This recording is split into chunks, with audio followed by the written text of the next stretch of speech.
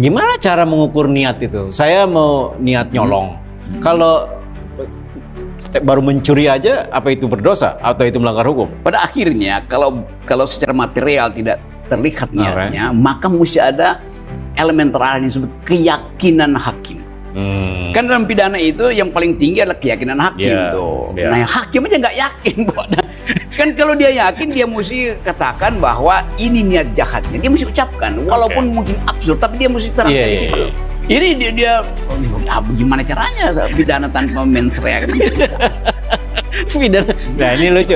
Ini dua kata lucu. Pidana tiga kata lucu. Pidana tanpa mens rea, ya? Ya, pidana tanpa mens rea. Pidana tanpa niat jahat. Niat jahat yang diimplementasikan dengan tapi tindakan. Dipaksakan, mesti dihukum. Oleh karena itu, menguntungkan kapitalisme disebut niat jahat tuh. Ya kalau menguntungkan kapitalisme, nilai lebihnya mesti diambil oleh si Tom Lembong kan. Kan dalam kapitalisme surplus value itu mesti tiba pada si akumulator. Nah, Tom Lembongnya sendiri nggak dapat apa-apa gimana coba? Kapitalisme itu pelanggaran hukum bukan? Bukan. Nah, kapitalisme itu kan pilihan ideologi itu. Jadi ya bahkan konstitusi kita kan dalam undang-undang dasar kita setelah diamandemen, pelaku ekonomi itu ada tiga. Satu adalah korporasi, dia boleh melakukan akumulasi itu, nah itu kapitalis.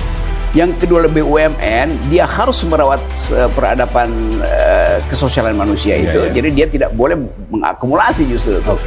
Yang ketiga adalah koperasi untuk mendistribusi. Nah sekarang BUMN kan mesti kerja sama korporasi. Kalau enggak siapa yang mau kerjain itu proyek-proyek?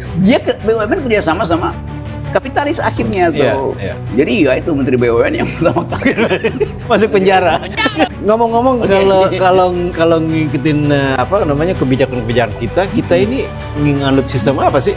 Kapitalis, sosialis atau apa? Kita menganut sistem kandidat gitu, Pak. Kanda di mana dinda karena semuanya berdasarkan prinsip itu, kedekatan antara kanda dan dinda kan itu intinya kan. Kandidat kanda di mana dinda mendekat. mau dia anggota kabinet, mau anggota partai, sistemnya begitu. Jadi nggak ada model. Kalau kita betul sosialistis itu, ya udah Presiden Prabowo mesti betul-betul konsekuen dalam soal tidak boleh ada disparitas antara gaji tertinggi komisaris dengan petugas toiletnya kan. Ya artinya apa? Artinya kalau si hakim menyalahkan Tom Lembong menguntungkan sistem kapitalis, artinya kapitalis dianggap bersalah karena kita menganut sistem lain kan?